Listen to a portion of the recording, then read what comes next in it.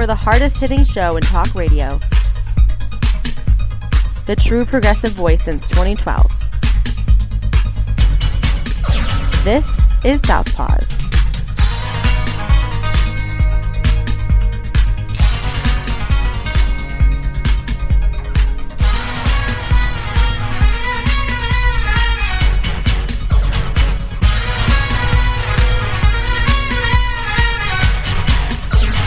And welcome to Southpaws on the Pacifica Radio Network. We are the leaders of the revolution. My name is Darren Gibson. I will be your host today. I am also the founder of Southpaws. Jack Prince and Katie Steele are both off this week. I expect them to be back next week. There's no shortage of topics to discuss. I've got a couple of updates from stories that we've talked about the previous few weeks. I have a special commentary about the supply chain crisis, and we're going to take a little bit of a look back at Colin Powell, who passed away earlier this week at the age of 84. Before we get started, a couple of reminders that you can follow us on social media by going to facebook.com/Southpaws Radio Show. You can follow us on Twitter at Southpaws Radio. You can follow us on Tumblr at southpawsradioshow.tumblr.com. You can follow us on YouTube by doing a search for Southpaws Radio. You can become a patron of the show by going to patreon.com/Southpaws Radio. You can listen to the show anytime you like at Spreaker, Stitcher, or Apple Podcasts by doing a search for Southpaws. Once you found our logo, you found us. We send links to our weekly episodes to our Facebook, Twitter, Tumblr, and YouTube accounts. You can listen to us on Global Community Radio Channel 1 every Saturday night at 11 Eastern, and you can hear us on great Pacifica stations including KCEI in Taos, New Mexico, KZGM in Kabul, Missouri, and KEPJ San Antonio, Texas. Be sure to listen to us there as well. If your local Pacifica station is not carrying Southpaws, please call and write them and ask them to please pick up our show. And one other thing, please tell 5 friends of yours about our show. Have them listen to the podcast. Have them listen to their local Pacifica station. Please spread the word about Southpaws. Right now, I want to get to a couple of updates, some stories that we've covered over the last few weeks. One of those being what I call Appraisergate. This is Max Greenwood writing for The Hill. This is dated October 18th. A South Dakota State Senate committee has summoned 2 key players in a July 2020 meeting between Governor Kristi Noem, Republican, and state employees who were considering her daughter's application to become a real estate appraiser. The state legislature's Government Operations and Audit Committee sent letters to South Dakota Secretary of Labor and Regulation Marcia Holtman and Sherry Brenn, the now former executive director of the state's appraiser certification program, asking that they testify before the committee on October 28th. Both Holtman and Brenn were present at a July 2020 meeting with Noem and her daughter, Cassidy Peters, which had been called shortly after Brenn's agency moved to deny Peters her residential appraiser certification. State Labor Department records show that a denial had never been issued. Noem has said that the meeting was focused on fixing a broken system for certifying real estate appraisers that had made home buying more cumbersome. But the meeting, which was first reported on last month by the Associated Press, has raised questions about whether Noem sought to interfere in the agency at a time when her daughter was seeking her real estate appraiser certification. Peters was ultimately granted her certification in November 2020, 4 months after the meeting took place.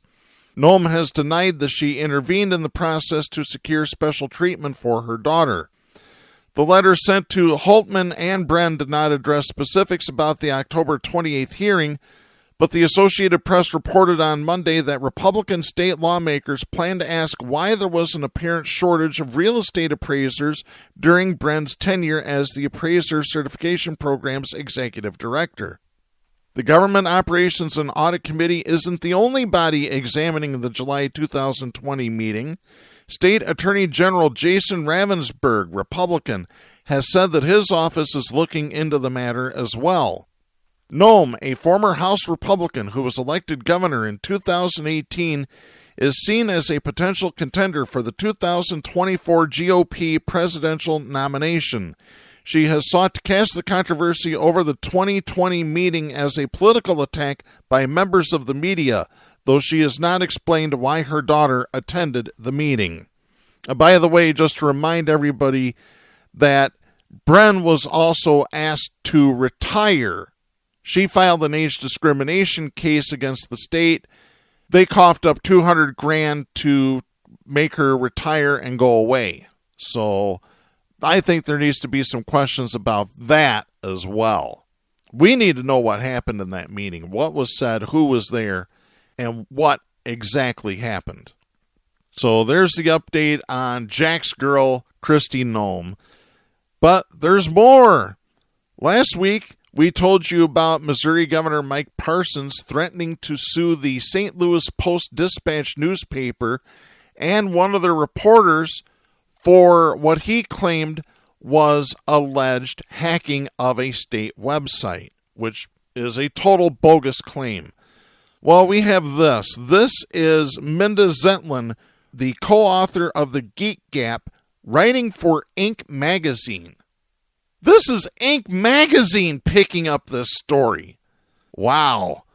Missouri Governor Mike Parson threatened criminal prosecution against a reporter for the St. Louis Post-Dispatch after the newspaper reported on a security error that made the Social Security numbers of 100,000 school teachers and educational staff available online. That threat, which legal and technology experts say may be difficult or impossible to carry out, has turned an embarrassing state incident into a national news story. It showed a deep lack of emotional intelligence and a profound misunderstanding of how to deal with the press or just about anyone else. It's a story that offers several important lessons for every leader in how not to respond to a crisis. Number 1, when crisis strikes, don't respond with empty threats.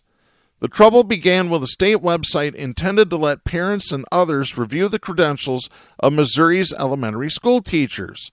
Although the site showed only the staff members' credentials, their Social Security numbers were contained within the page's HTML code.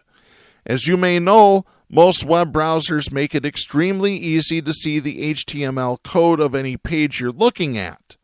All you have to do is right-click on a blank part of the page and choose View Page Source from the drop-down menu that appears in most browsers. Josh Renaud, a news designer and developer for the Post-Dispatch, broke the story last week. As is customary when a serious security flaw is found, the newspaper alerted both the teachers' union and state officials and waited for the page to be taken down before publishing a story about it. To most observers, it was clear that Renaud and the newspaper did their best to avoid harming any teachers or letting sensitive information fall into the wrong hands, while also doing their job of reporting the news and alerting the public to serious shortcomings in the state's technology management.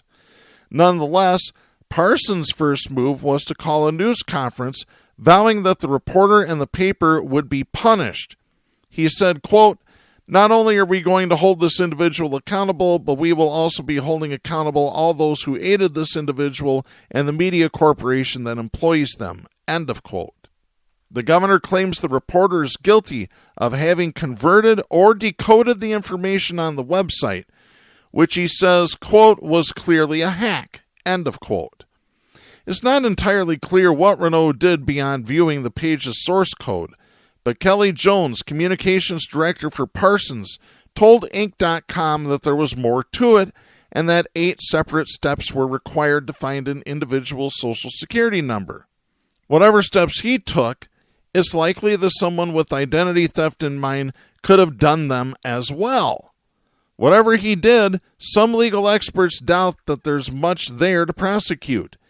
University of Missouri Law School professor Frank Bowman told the New York Times that the odds of the state prosecuting Renaud or the Post-Dispatch are, quote, "between 0 and 0, end of quote.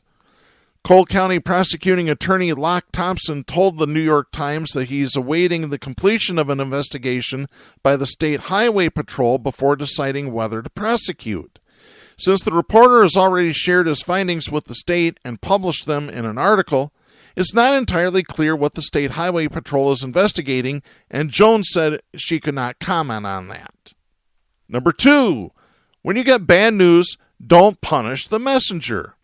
According to Plutarch, when a messenger told Tigranes, the king of Armenia, that the enemy was drawing near, Tigranes was so displeased that he had the messenger beheaded. After that, everyone around Tigranes was terrified of telling him bad news, and so no one did.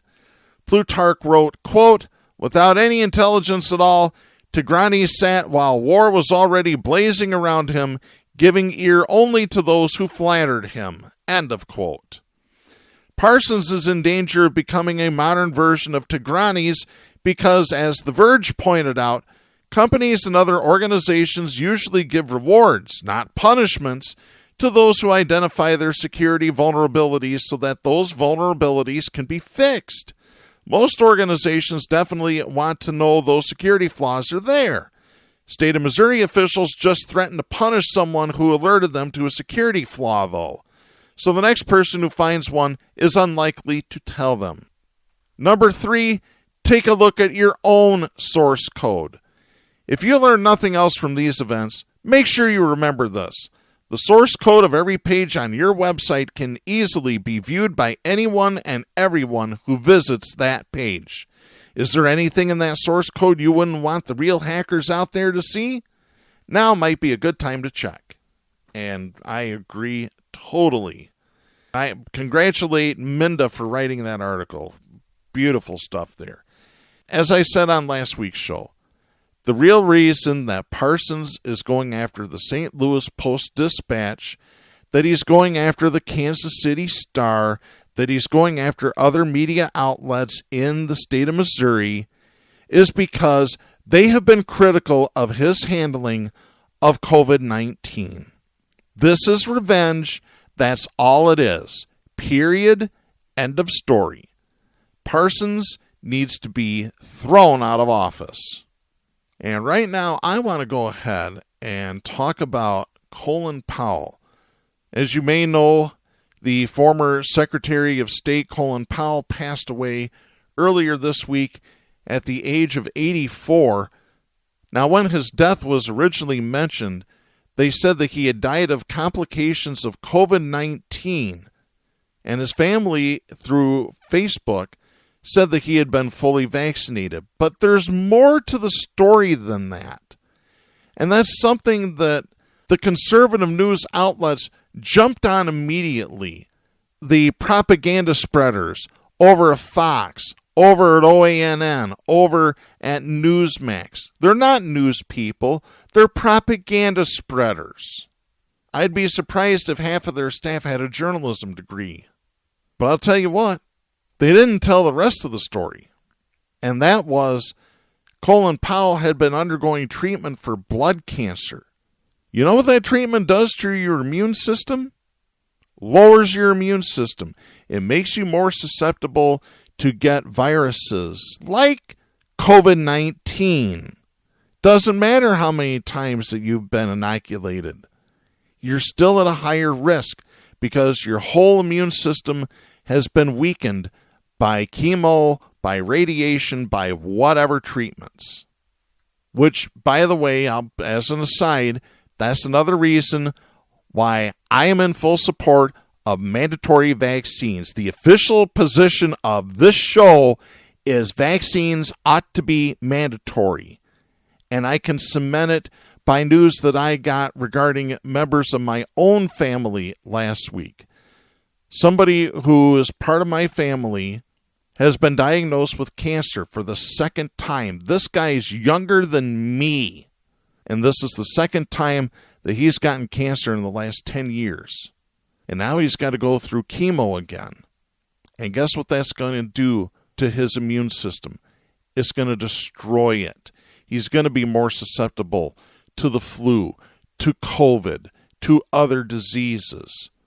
To the point that his wife, who doesn't necessarily qualify for a booster shot is probably going to have to get one. I would say not probably, she's going to get one. He has 2 sons. One's still in high school. The other one is in college. They're going to have to get boosters to protect him, even though under normal circumstances they wouldn't qualify for boosters. This is why I stress that it is important to go get vaccinated. And if people don't want to go willingly, force it. I don't care anymore. I'm sick of people acting like children. Hell, children don't act like this. But anyway, going back to Colin Powell here, I want to talk a little bit about his legacy. Rather than spend a lot of time on Colin Powell's career, I'm going to read this opinion piece. This is written by Cynthia A. Young for The Guardian. She is an associate professor of African American Studies, English, and Women's Gender and Sexuality Studies at Pennsylvania State University. She wrote this piece on October 21st. I cannot think of Colin Powell without thinking of my own father, who, like Powell, served in the U.S. military. My dad was only a generation older than Powell, but that gap was the difference between serving in a segregated or integrated military. A Second World War veteran, my Midwestern father was stationed at a Southern military base in a segregated Marine Corps. In those days, a black man could be demoted for failing to show proper deference to white officers, a fate that befell my father, who I never saw defer to anyone. My father never spoke of his time in the military, seemingly indifferent to it, not ashamed exactly, but not proud either. I suspect that he, like many Jim Crow-era black men, enlisted because of the GI Bill, which paid for college and then law school, degrees that would have otherwise been out of reach for my father. Yes, the federal government paid for my father's education, but at the same time, it enforced restrictive covenants that barred him and other black people from federally subsidized suburban housing. Nonetheless, my father's enlistment was a ticket into the middle class, even as it was a Faustian bargain my father made to get a tiny sliver of the American pie. But he never forgot, was never allowed to forget, that the benefits he reaped derived from and reinforced the racist apartheid system in which he lived. He knew, as do many black people, that serving in the military meant becoming disposable fodder, useful to the military as cooks, janitors, or human shields. It meant fighting for a country that does not value black life. Powell, too, made his own Faustian bargains, and in the end, he also served as fodder for U.S. imperial ambitions destined to fail. He did this, most famously, in his 2003 speech to the UN Security Council, in which he claimed that Iraq's leader, Saddam Hussein, had weapons of mass destruction. Powell's televised testimony is widely credited with turning U.S. public opinion in favor of invading Iraq, though when polled at the time, a majority of black people continued to question the war's necessity and morality. Powell's position, the result of a civil rights movement in which he did not participate, lent cover to the Bush administration as it was intended to do, a fact Powell would later lament. He squandered his political capital and popularity to shroud a pointless, endless war in the cloak of moral certitude. However, 2003 was not the first time that Powell justified U.S. imperial ambitions. In fact, he rose to prominence in 1968 when, as a young major, he investigated the My Lai massacre, a mass murder of hundreds of unarmed South Vietnamese suspected of aiding the Viet Cong. As the superiors no doubt hoped, Powell could not substantiate eyewitness accounts, concluding in his report that relations between the U.S. military and the South Vietnamese people were excellent. Later, as he would with his UN testimony, Powell would regret his part in covering up My Lai, which was widely condemned as a war crime. In 1989, Powell was again at the center of an imperial adventure.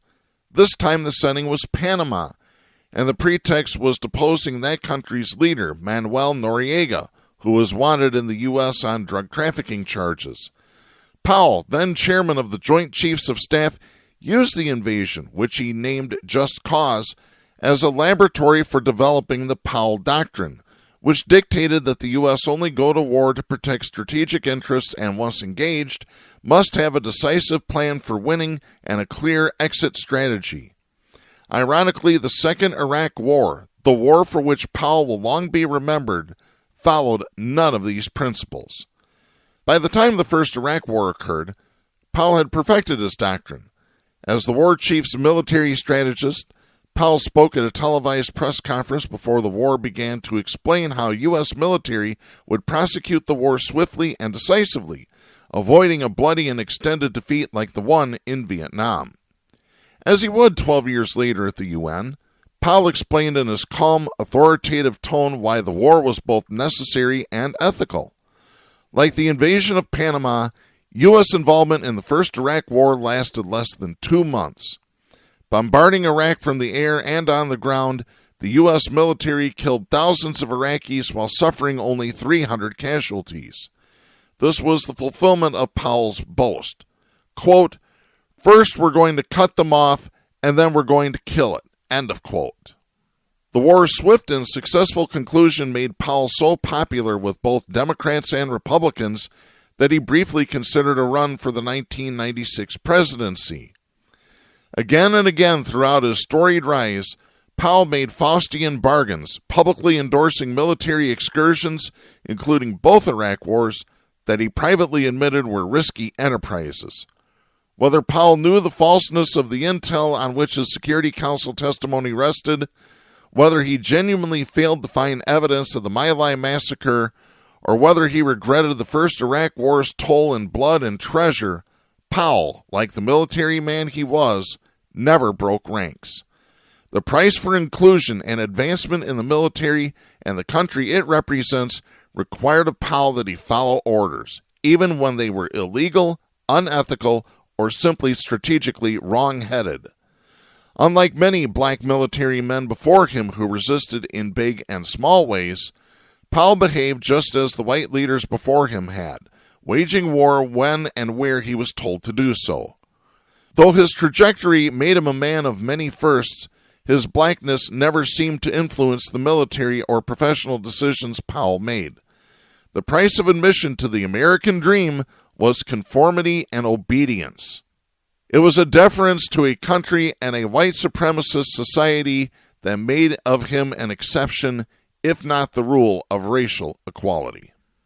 And that is a very good opinion piece by Cynthia A. Young. Good stuff there.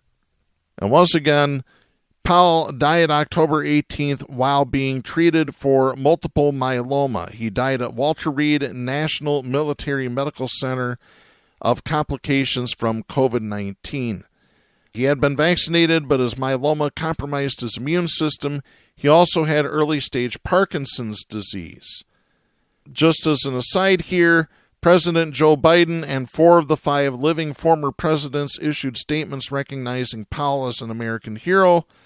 Donald Trump, however, disparaged him as having made, quote, big mistakes, end of quote, and as a, quote, classic rhino, end of quote. Rhino standing for Republican in name only. Well, at the end, he wasn't a Republican. Colin Powell left the Republican Party in 2021 after what happened on January 6th. There you go there. So, yep. Donald Trump continues to just make the world happy. Yay! But Colin Powell, dead at age 84, one more warmonger hawk, gone. Bye-bye.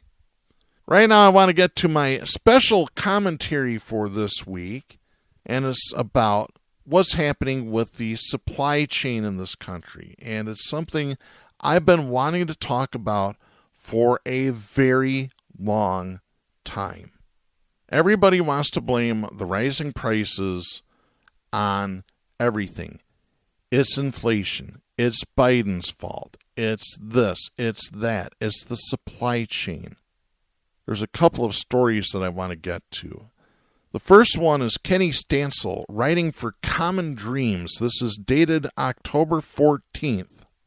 Amid mounting data showing that people are paying more for food at grocery stores around the United States, a new analysis out Wednesday reveals how corporate power is, quote, the real culprit behind rising prices at the checkout line, end of quote. After the U.S. Labor Department announced that the Consumer Price Index increased by 0.4% in September, researchers at the Groundwork Collaborative, a progressive think tank, explained the connections between, quote, price hikes, monopoly, and corporate greed, end of quote. Rakeen Mabood, chief economist at the Groundwork Collaborative, said in a statement, quote, the more sway megacorporations have over our economy, the more power they have to gouge customers, squeeze Main Street, and exploit workers, end of quote. Since September 2020, food prices overall have increased by 4.6%, with the price of meat, poultry, fish, and eggs surging the most over the past 12 months at 10.5%. The higher inflation rate in those industries, researchers noted, can be attributed to decades of consolidation, which has given a handful of corporations an ever greater degree of market control and with it the power to set prices. According to the Groundwork Collaborative, just 4 meat processing conglomerates control more than 80% of the beef industry and more than 60% of the pork industry. This enables them to dictate prices that both flatten returns for farmers and ranchers and inflate prices for consumers at the meat counter. As a result, consumers have seen a 12% increase in the cost of beef and a nearly 10% increase in the cost of pork over the last year. Meanwhile, the 4 major meat processors doled out billions of dollars to their shareholders in dividends and bought back millions of dollars of their own stocks. The price of eggs, meanwhile, has risen 9.9% since August 2020. The Groundwork Collaborative pointed out, quote, state governments including Minnesota, Texas, California, and New York have sued egg producers and distributors for illegally raising the price of eggs during the pandemic. As one lawsuit put it, jacking up egg prices is allowing these companies, including some of the largest producers and wholesale distributors of eggs, to profit from the misery of millions, end of quote. The Groundwork Collaborative also spotlighted how Kroger grocery stores have charged customers more and simultaneously suppressed wages amid the COVID-19 pandemic. Here's how researchers explained it. Kroger, a grocery mega chain, spent the summer of 2021 gloating that a little bit of inflation is always good in our business before citing inflation to justify price hikes. Kroger publicly acknowledged that they could get away with increasing prices on consumers as long as prices don't rise by more than 3 or 4%. Charging consumers more for supermarket staples has lined the pockets of Kroger executives and shareholders, even as median worker pay decreased by 8% in 2020. That same year, the Kroger CEO earned 909 times what the median worker earned. While the company was publicly calling their workers heroes, they were simultaneously cutting essential hazard pay for employees during a global pandemic. Meanwhile, the company spent $1.498 billion on stock buybacks between April 2020 and July 2021 to enrich its shareholders. That's according to research from the Groundwork Collaborative.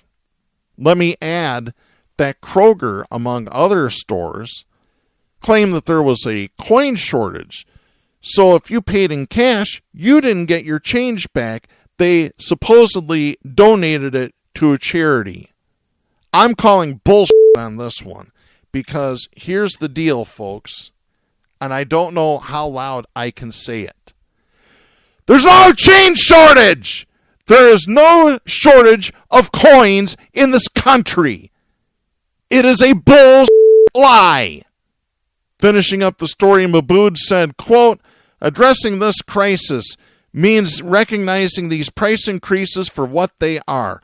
the result of deeply entrenched, concentrated corporate power that has systematically stripped down supply chains and created room for pandemic profiteers as well as long-standing underinvestment in our economy. End of quote. I'll have more about the meat processing plants in just a few minutes, but another story came up. This is Scott Wong writing for The Hill. This is dated October 21st. If American children don't receive their Christmas presents in time, Republicans on Capitol Hill are trying to ensure that voters blame the Grinches in the White House. The Republican Study Committee, RSC, the largest GOP caucus on Capitol Hill, will send a new memo to lawmakers on Thursday detailing how they can sharpen their messaging on the supply chain crisis ahead of the holiday season when consumers could face the sting of higher prices and empty store shelves. The conservative group is led by Representative Jim Banks, Republican of Indiana. The RSC memo obtained by The Hill says, quote, "Many are saying the current supply chain crisis is unparalleled in American history. How did we get here? Bad luck? Nope, bad politicians." End of quote. Well, I tell you what, I can agree with that, but I could tell you who the politicians are that are responsible for this. And with one exception, they all have R's after their name. The exception being Bill Clinton, who really needs to have an R after his name because he's nothing but a dino. He's a Republican in Democratic clothing. I've said it for years. I'll continue saying it for years. The memo continues, quote, "The Biden administration caused it, and our job as Republicans is to explain to the American people what the Grinches at 1600 Pennsylvania Avenue did to ruin Christmas." End of quote. I'm going to stop right here.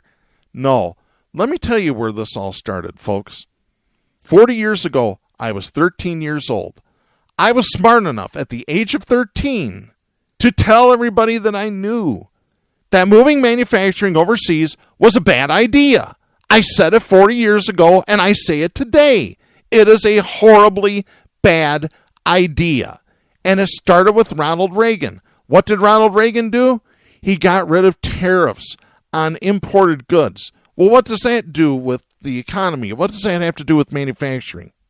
Prior to Ronald Reagan getting elected, tariffs were used in this country to make the price of an item made in the U.S. match the price that the item is made overseas. Why? To keep manufacturing in this country. If you drop the tariffs, that opened up manufacturing to say, hey, I don't have to pay tariffs anymore.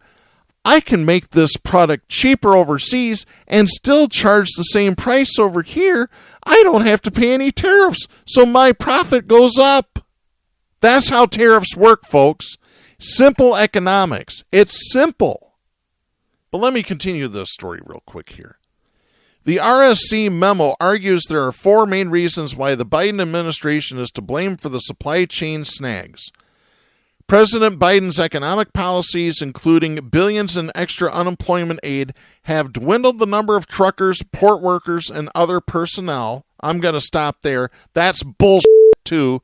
I can tell you why the truckers have left. Truckers have retired because they don't want to be exposed to COVID. Right there it is, folks. You want to know what else? I'll just say it right here. Prior to 18-wheelers, you know how goods and services were transported across this country? By rail. Rail does it cheaper. But no, we can't have that. Oh my gosh, we can't have that whatsoever. So we got rid of all the railroads. We got rid of all the trains. We consolidated the rail industry. So there's fewer competitors there as well. Just like Carlin said, everything that's important, you have few choices.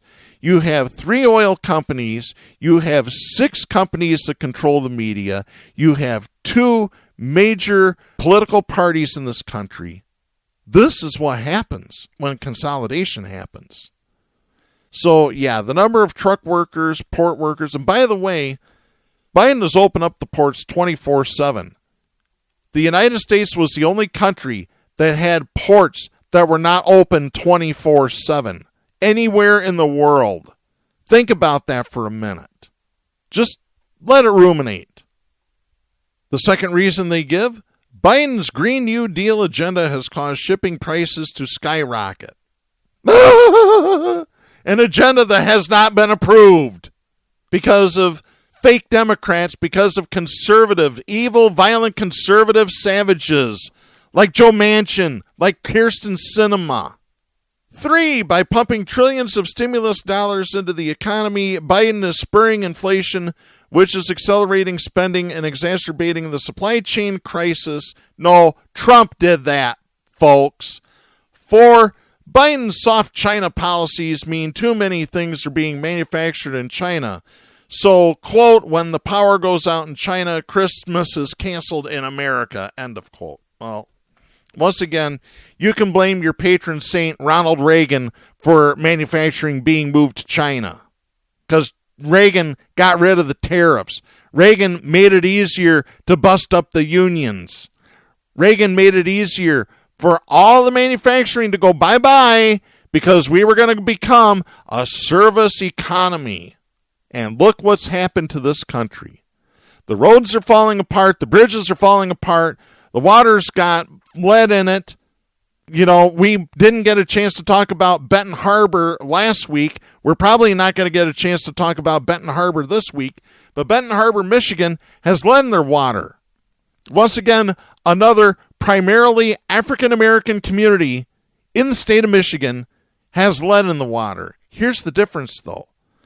The state of Michigan now, under Democratic control in the governor's office, they're wanting to wipe this problem out in 18 months by replacing all the lead lines in the city of Benton Harbor. You didn't get that with Snyder. What you got with Snyder was a cover-up. And by the way, that case is still pending. Let me continue here. House Republicans see the stalled supply chain along with inflation and high energy prices as winning economic issues that could help propel them to the majority in 2022.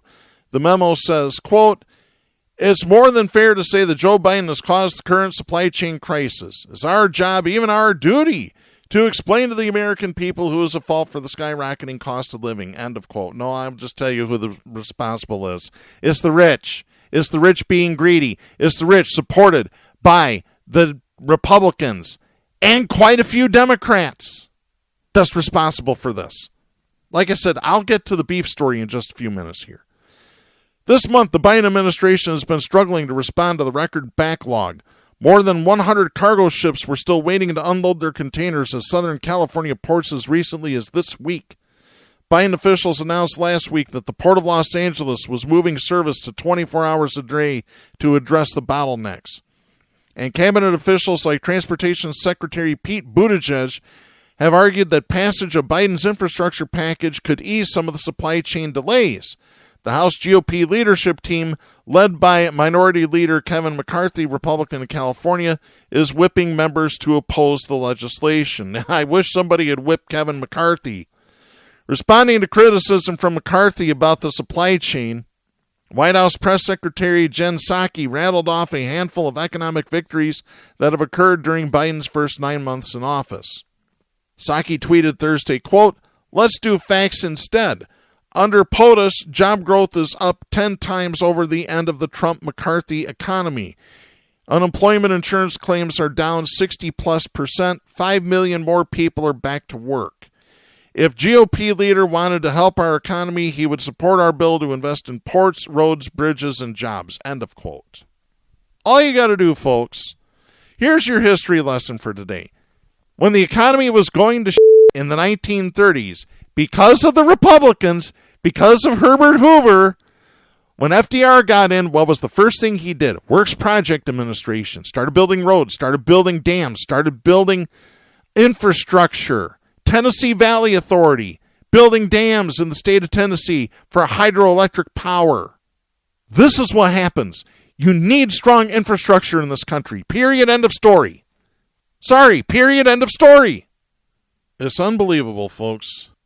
People will sit there and they'll just sop up what Fox Propaganda Channel and Newsmax and OAN regurgitate instead of actually looking at the true record of what has happened in this country since the late 1920s. All you got to do is look in the history books. That's all you got to do. FDR was so popular, he was elected 4 times. Then the Republicans said, oh no, we can't have any of that. We got to have term limits on the president. Wasn't the Democrats that did it, it was the Republicans that did it. And I'm sick and fucking tired of hearing it's both teams. No, it ain't. No, it ain't. Pull your head out of your ass and look around. Now, let's get to the meat processors. I have this story. This is Scott McFetridge writing for the Associated Press. This is dated October 16th out of Des Moines, Iowa. Like other ranchers across the country, Rusty Kemp for years grumbled about rock-bottom prices paid for the cattle he raised in central Nebraska, even as the cost of beef at grocery stores kept climbing. He and his neighbors blamed it on consolidation in the beef industry stretching back to the 1970s that resulted in 4 companies slaughtering over 80% of the nation's cattle, giving the processors more power to set prices while ranchers struggled to make a living. Federal data show that for every dollar spent on food, the share that went to ranchers and farmers dropped from 35 cents in the 1970s to most recently 14 cents. It led Kemp to launch an audacious plan, raise more than $300 million from ranchers to build a plant themselves, putting their future in their own hands. Kemp said, quote, "We've been complaining about it for 30 years. It's probably time somebody does something about it." End of quote. Crews will start work this fall building the sustainable beef plant on nearly 400 acres near North Platte, Nebraska. And other groups are making similar surprising moves in Iowa, Idaho, and Wisconsin. The enterprises will test whether it's really possible to compete financially against an industry trend that has swept through American agriculture and that played a role in meat shortages during the coronavirus pandemic. The move is well timed, as the U.S. Department of Agriculture is now taking a number of steps to encourage a more diverse supply in the beef industry. Still, it's hard to overstate the challenge, going up against huge, well-financed competitors that run highly efficient plants and can sell beef at prices that smaller operators will struggle to match. The question is whether smaller plants can pay ranchers more and still make a profit themselves.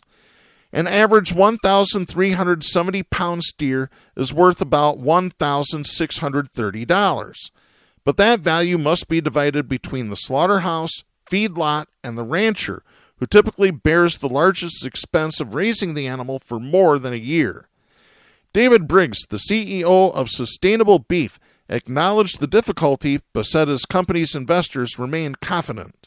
Briggs said, quote, "Cattle people are risk takers and they're ready to take a risk." End of quote. Consolidation of meat packing started in the mid-1970s with buyouts of smaller companies, mergers, and a shift to much larger plants. Census data cited by the U.S. Department of Agriculture shows that the number of livestock slaughter plants declined from 2,590 in 1977 to 1,387 in 1992, and big processors gradually dominated, going from handling over 12% of cattle in 1977 to 65% by 1997. So I'm going to let you ruminate on this a little bit. So the number of livestock slaughter plants declined. In 1977, there were 2,590. By 1992, there was 1,387.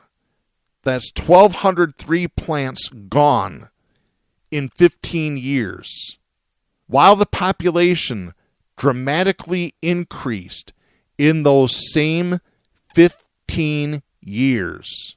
I'll get back to that in a moment. Just sit and ruminate on it. Back to the story. Currently, 4 companies, Cargill, JBS, Tyson Foods, and National Beef Packing, control over 80% of the U.S. beef market thanks to cattle slaughtered at 24 plants. That concentration became problematic when the coronavirus infected workers, slowing and even closing some of the massive plants, and a cyber attack last summer briefly forced a shutdown of JBS plants until the company paid an $11 million ransom. The Biden administration has largely blamed declining competition for a 14% increase in beef prices from December 2020 to August of this year. Since 2016, the wholesale value of beef and profits to the largest processors have steadily increased while prices paid to ranchers have barely budged. Once again, it's not about the need, it's about the greed. The backers of the planned new plants have no intention of replacing the giant slaughterhouses, such as a JBS plant in Grand Island, Nebraska, that processes about 6,000 cattle daily, 4 times what the proposed North Platte plant would handle. However, they say they will have important advantages, including more modern equipment, and they hope less employee turnover thanks to slightly higher pay of more than $50,000 annually, plus benefits along with more favorable work schedules. The new Midwest plants are also counting on closer relationships with ranchers, encouraging them to invest in the plants to share in the profits. The companies would market their beef both domestically and internationally as being of higher quality than meat processed at larger plants. Chad Tentinger, who is leading efforts to build a cattleman's heritage plant near Council Bluffs, Iowa, said he thinks smaller plants were profitable even back to the 1970s, but that owners shifted to bigger plants in hopes of increasing profits. Now, he said, quote, "We want to revolutionize the plant and make it an attractive place to work." End of quote. Besides paying ranchers more and providing dividends to those who own shares, the hope is that their success will spur more plants to open, and the new competitors will add openness to cattle markets. Darrell Peel, an agricultural economist at Oklahoma State University, said he hopes they're right, but noted that research shows even a 30% reduction in a plant size will make it far less efficient, meaning higher costs to slaughter each animal. Unless smaller plants can keep expenses down, they will need to find customers who will pay more for their beef or manage with a lower profit margin than the big companies. Peel said, quote, "We have these very large plants because they're extremely efficient." End of quote. According to the North American Meat Institute, a trade group that includes large and mid-sized plants, the biggest challenge will be the shortage of workers in the industry. Tyson Fresh Meats Group President Shane Miller said that it's unfair to blame the big companies and consolidation for the industry's problems. Who's he trying to fool? Oh, wait. Here's what he said to a U.S. Senate committee in July, which made up of fools. Here's what he said, quote, "Many processors, including Tyson, are not able to run their facilities at capacity in spite of ample cattle supply. This is not by choice. Despite our average wage and benefits of $22 per hour, there are simply not enough workers to fill our plants." End of quote. The proposed new plants come as the USDA is trying to increase the supply chain. The agency has dedicated $650 million toward funding mid-size and small meat and poultry plants and $100 million in loan guarantees for such plants. Also planned are new rules to label meat as a U.S. product to differentiate it from meat raised in other countries.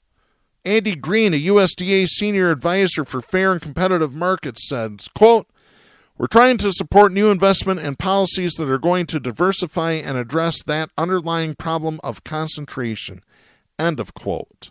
So I tell you what, those folks want to pay $50,000 a year to work at their plants. So divide $50,000 by 52 weeks and then divide it by 40 hours. If they're working 40 hours a week every week with no time off, that's $24.04 an hour.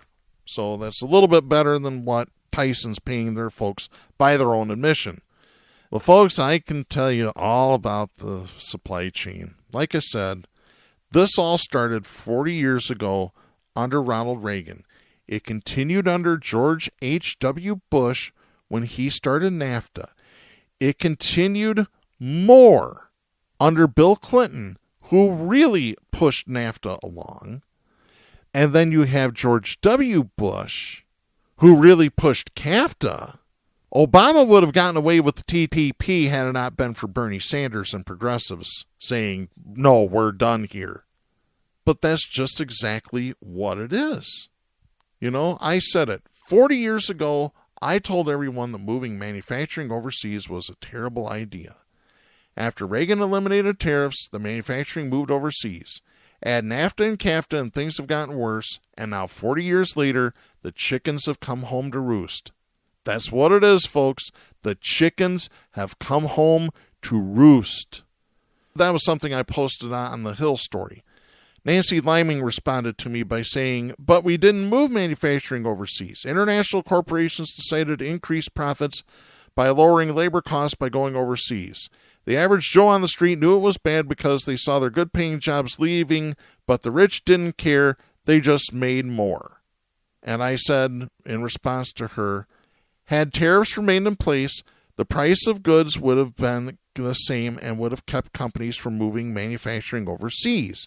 That's the reason for tariffs. But you're definitely right when you said that the rich don't care. And Nancy replied, she said, but the rich who control the U.S., think oligarchy, had no reason to keep the tariffs in place. So here we are. Reagan also declared war on the unions in the U.S. after firing the air traffic controllers. He is responsible for a lot of negatives. And I said, Reagan was definitely the worst president of my lifetime. Then along came Trump. The plain, simple fact of the matter is that rich people, like Carlin said, they don't give a f*** about you. It's that simple. It really is that simple. One final point that I want to make, and then we'll go on to our next story here. I mentioned the meat packing plants. From 1977 to 1992, the meat industry closed 1,203 slaughterhouses. In the same amount of time, the U.S. population grew by 36 million people. Just in the last 30 years, the population has grown by over 70 million people. You can't have population growth while you're decreasing the supply of food. It's unsustainable. Let me repeat that. It is unsustainable. We not only have a supply chain problem, we have an overpopulation problem. Plain and simple, we do. There's too many people. People need to stop making babies. You want to reduce the consumption of goods and services? It's simple. Reduce the population. There's your answer. I want to get to this story. This is Sonam Sheth and Brian Metzger writing for Business Insider. This is dated October 21st. The House of Representatives voted Thursday to hold Steve Bannon, the former White House chief strategist and a close confidant of Donald Trump, in criminal contempt of Congress. The vote will trigger a referral to the Justice Department, which will then decide whether to bring formal charges against Bannon. The final vote was 229 to 202.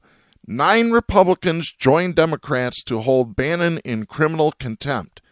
So here are the 9 Republicans who broke party lines. Wyoming Representative Liz Cheney, Illinois Representative Adam Kinzinger, Michigan Representative Peter Meyer, Ohio Representative Anthony Gonzalez, Michigan Representative Fred Upton, New York Representative John Katko, South Carolina Representative Nancy Mace, Pennsylvania Representative Brian Fitzpatrick, and Washington Representative Jamie Herrera Butler.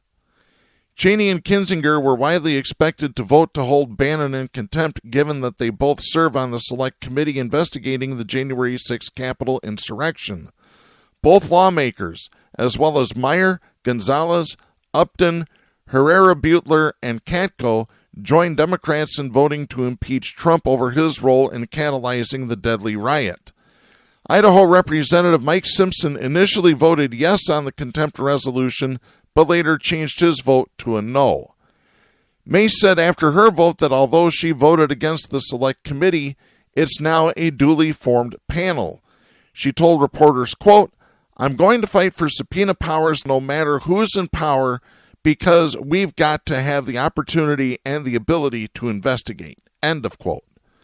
Thursday's vote to hold Bannon in contempt of Congress came after he defied a subpoena from the January 6th Select Committee calling on him to provide documents and testimony in connection to his actions before, during, and after the siege. House Republican Whip Steve Scalise put out a statement earlier Thursday urging members to vote against the measure, arguing the Democrats were, quote, "pursuing a partisan agenda to politicize the January 6th attack," end of quote. And House Minority Leader Kevin McCarthy said at his weekly news conference that the subpoena was invalid. He said of Bannon, quote, "He has the right to go to court to see if he has executive privilege or not. I don't know if he does or not, but neither does the committee," end of quote. Well, I know the answer. He does not have executive privilege. He was never the president, and guess what? Trump ain't the president no more. There's no such thing as executive privilege for former presidents, only current. Hell, even the executive privilege is a new thing. That came about with Nixon because of Watergate. Democratic Representative Sean Patrick Maloney, the chair of the House Democrats' campaign arm, said he will use Republicans' opposition to attack them in the upcoming 2022 midterm elections. Maloney said, quote, "You better believe it. They should be accountable for undermining the rule of law. Voters should care about that," end of quote. Maloney added that he hopes the contempt vote will produce cooperation between, quote, "witnesses whose testimony Americans deserve to receive," end of quote, and the January 6th Select Committee. So there's the current update on Steve Bannon. The charges are now forwarded to Attorney General Merrick Garland. Let's see if he actually follows through on this. And I want to go ahead and wrap up today's show with a off-the-cuff segment. This is Wimberly Patton writing for CDLLife.com. This is dated October 14th. A truck driver overturned his vehicle while attempting to make a threatening gesture at union workers on strike in Kentucky last Wednesday. The accident happened on October 13th at the Heaven Hill Distillery in Bardstown. I know right exactly where that is. According to the Louisville Courier-Journal, a non-union delivery driver, as we call them scabs, was driving a truck with flammable cargo at an unsafe speed when he saw the United Food and Commercial Workers Local 23D workers on strike and, quote, "took their hands off the steering wheel to make a threatening gesture," end of quote. The Louisville Courier-Journal then wrote that the truck then, quote, "veered out of control and flipped over," end of quote. Thankfully, no one was hurt in the incident. However, the union is now calling for the driver in question to be, quote, "immediately dismissed and no longer permitted to return to the Bardstown facility," end of quote. A spokesman for Heaven Hill says that the truck driver, quote, "was a third-party contractor taking bulk bourbon to the Norfolk Southern Railroad in Louisville," end of quote, and that the incident had fortunately caused no spills. No further information on the incident has been released. So, karma, instant karma is going to get you. That's what you get for wanting to flip the bird to union workers. Karma's real, and it's coming to get you. Folks, that's going to wrap things up for this week. We'll be back next week. I'm Darren Gibson. For Jack Prince, for Katie Steele, for Kristen Cook, please support independent media and the First Amendment. The stations that carry Southpaws do not necessarily share the opinions expressed on the show. Southpaws is protected by the First Amendment to the U.S. Constitution and is copyrighted by Big D Entertainment. All rights reserved.